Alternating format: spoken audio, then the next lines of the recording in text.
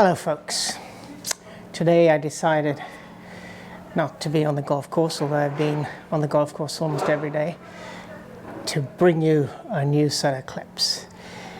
As promised for a long time now, I'm going to focus these top 10 tips for seniors, and seniors who no longer can hit the ball the way they used to when they were younger, even like myself, don't have the same flexibility or have some body issues, be it hip movement, be it shoulder turn issues.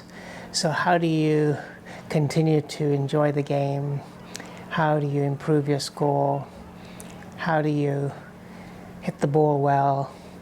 And what adjustments do you need to make to the common advice out there for golfers to have that great golf swing? Well, I'm going to cover 10 things for you today, all of which certainly helped me, and I certainly hope, and I'm sure they will help you if you adopt them as well. And you will notice a difference in the way you are able to hit the ball, the way you're able to score, and enjoy the game much more, and extend in the process your golf life. The first piece of advice is do some exercises, simple ones, stretches, resistance band, flexibility exercises through the week, and certainly before a golf game, as well as before the actual golf round. Perhaps even get to the first tee or the practice area 15 or 20 minutes earlier, and do a number of the recommended exercises that I have shown in many clips. I'll put some links here, and I will also put some links in the description. But I'll just give you one that I do every time on the first tee, out of 6 or 7 that I do on the first tee, that I find really helps you feel that stretch and exercises a number of different parts of the body at the same time.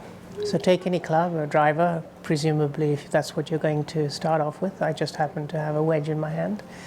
And you will do it for both sides, or for both legs and both arms. Take the club and point it out, and then lean over, and as you do, lift your back leg.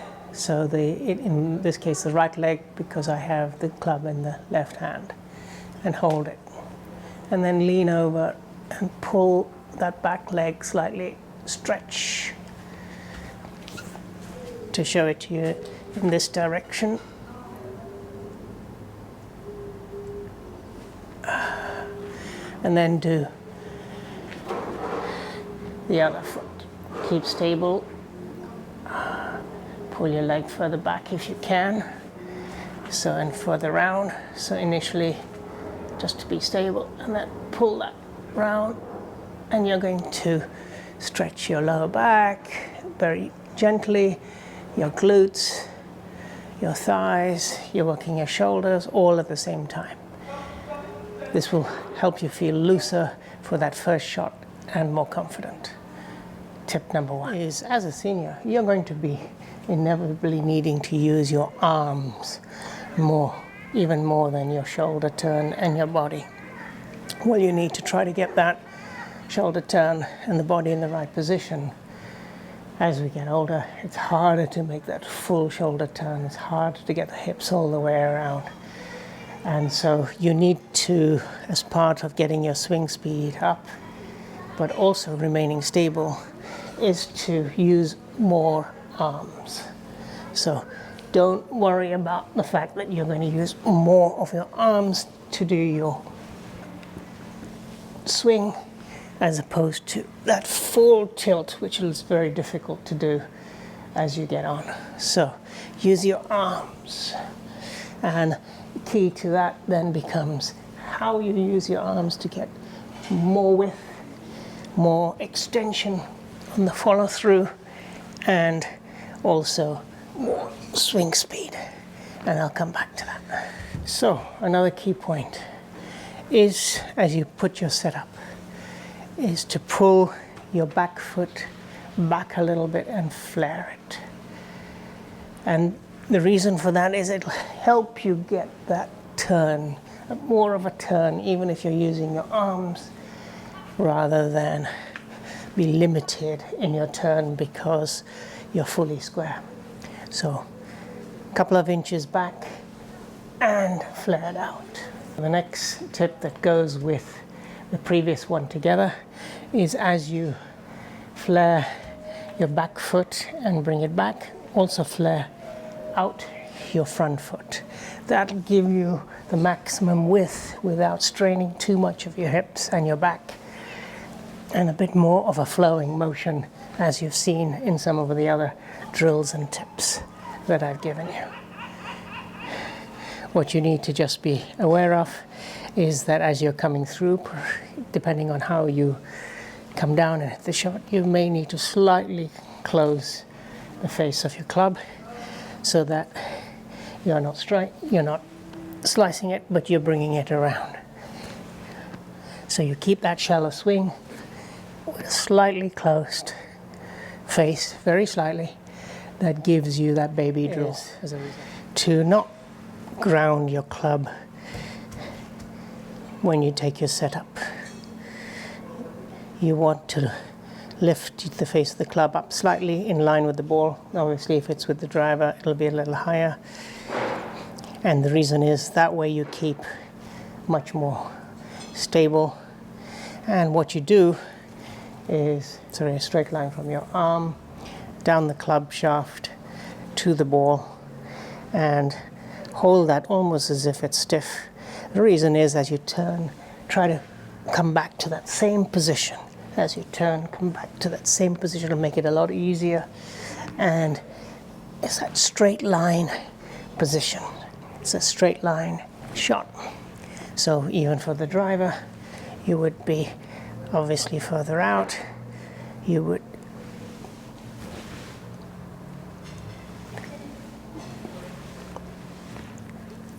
keep that almost stiff as a starting point. As you turn back, think of coming back to that same feeling and position. Another common myth that is out there, in some ways for all golfers, but particularly for senior golfers, is keep your head absolutely still, your eyes on the ball, and don't move them as you come through. Well, it's fine if you've got the huge flexibility like a Rory McIlroy or a Dustin Johnson, and you can make that full turn keeping your head down.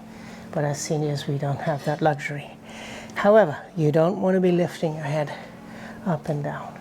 You don't want to be swaying too much. But do allow a little bit of that turn as you go back. And the way you do it, think of it this way. You're looking with both eyes at the ball when you set up. As you go back, keep that outer eye, in my case the right eye, on the ball as you turn. So I'm allowing my head to turn slightly.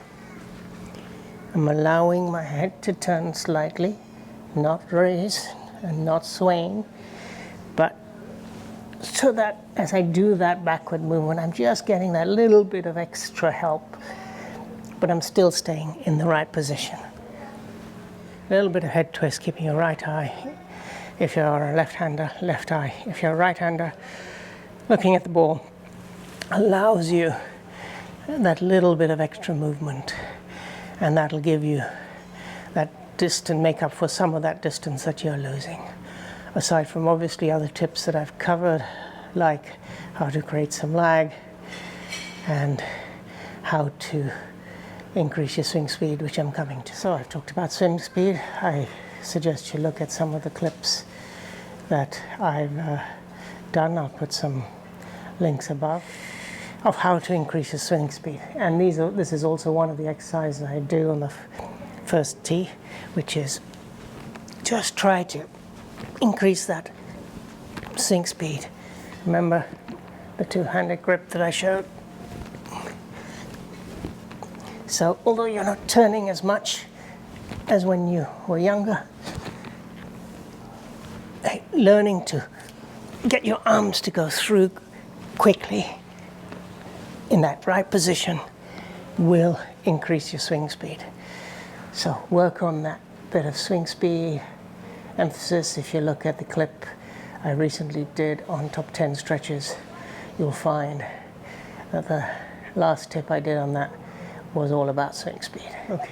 The final set of tips that go together in some ways and follow closely is really to focus on getting both that shallow swing path, but also focusing on a draw.